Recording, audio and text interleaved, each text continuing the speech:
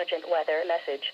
The National Weather Service in Pittsburgh has issued a severe thunderstorm warning for eastern Carroll County and east central Ohio, southern Columbiana County and east central Ohio, northern Jefferson County and east central Ohio, central Hancock County and northern West Virginia until 5:45 a.m. Eastern Daylight Time.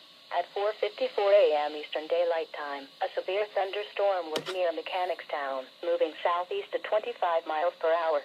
Hazard, 60 miles per hour gusts and quarter-size hail. Source, radar.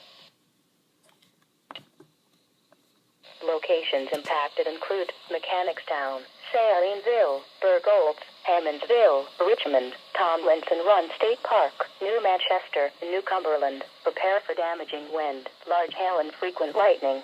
Move into a sturdy building and avoid windows. Please report severe weather by calling 412-262-1988, posting to the National Weather Service Pittsburgh Facebook page, or using Twitter at @Pittsburgh. Repeating, a severe thunderstorm warning has been issued until 5:45 a.m. Eastern Daylight Time for the following counties in Ohio, Carroll, and Columbiana.